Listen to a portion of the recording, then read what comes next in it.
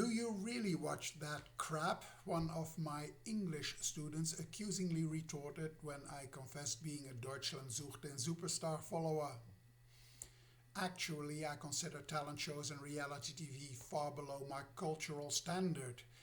Yet what else is there to watch in a country where Law and Order Special Victims Unit is dubbed?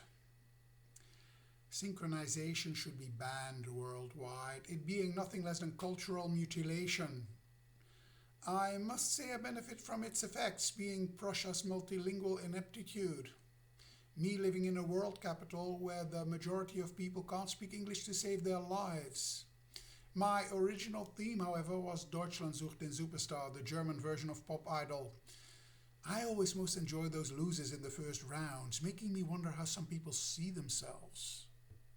This time I continued watching the recall as well, week upon week building a rapport with the contestants. One of them was a huge blink-toothed Afro-American, the life of the party and with a voice putting all others to shame. Imagine therefore my indignation when RTL management kicked him out at the end of the recall. Obviously, this couldn't have anything to do with his talent, so I figured the reason lay in his age, being the same as my own. An artist of a certain age with a voice like Ray Charles apparently didn't fit in RTL's concept of a young and sexy pop idol. Deutschland sucht den Superstar as a mirror of modern society. My intention of creating a YouTube video with a raging quinquagenarian, myself, on this subject was frustrated by the artist being reintroduced into the contest by way of a wild card, ultimately winning the contest to boot. And somewhere along the line I realized it was all a scam. The social media shitstorm had been deliberately provoked for the sake of viewing rates. Just as well I didn't make an ass of myself on YouTube. My initial indignation sprang from my own experience as well. I was a job hopper during my 40s, and this is no problem until you attempt to settle down.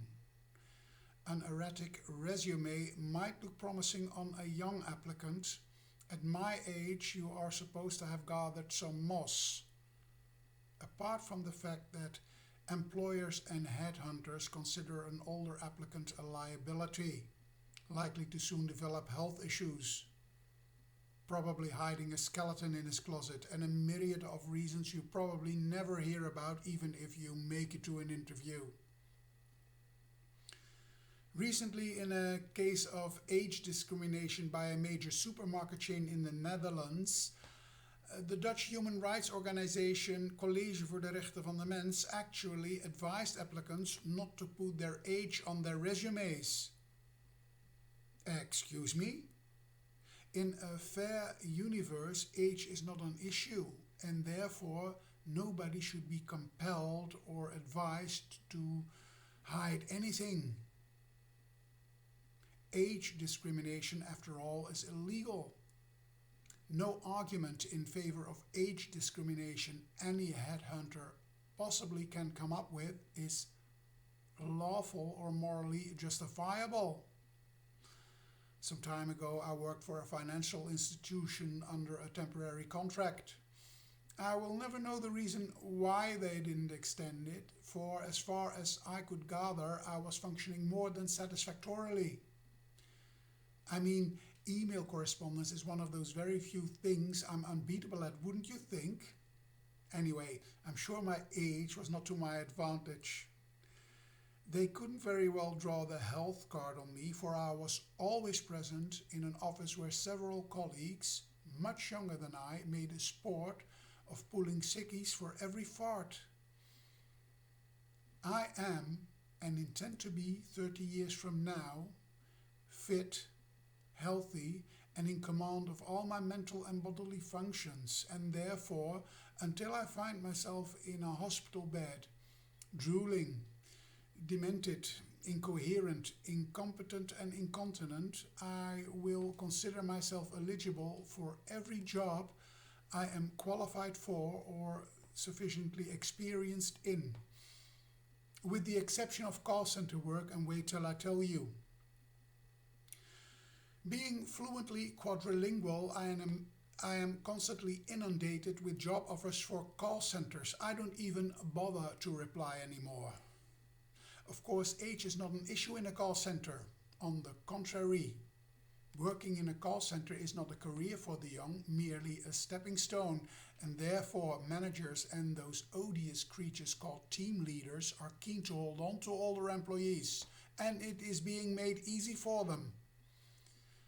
Working in a call center at a certain age, you don't stand a chance anywhere else on the job market. Don't tell me I worked in a call center when I was over 40, figuring I would be able to climb the ladder very quickly. Boy, was I wrong, and boy, does this make me look stupid. For an older employee, a call center is a foretaste of the home for the elderly and bewildered. Once you get in, you never get out. Should equal opportunities for employees and applicants of a certain age be enforced? Most certainly, and I wish the enforcer all the best of luck. As for myself, I don't even want to work for an employer who has an issue with age. And all employers are warned, my personality does nothing for me either. Which reminds me, as long as they can become President of the United States, obnoxious people have rights too, just as much as applicants refusing to wear high heels or ties. In the end, age, heels, ties, personalities are neither here nor there. This is the universe we should be living in. People should be hired on account of their professional talents and qualifications. People deserve professional security on account of their abilities.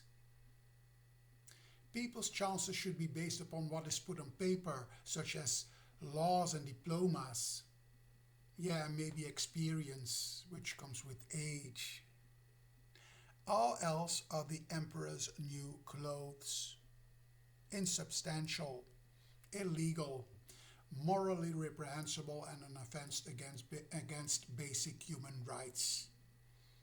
The only reason why age and a lot of other discrimination occurs is the fact that smart managers and headhunters take care that it cannot be proven.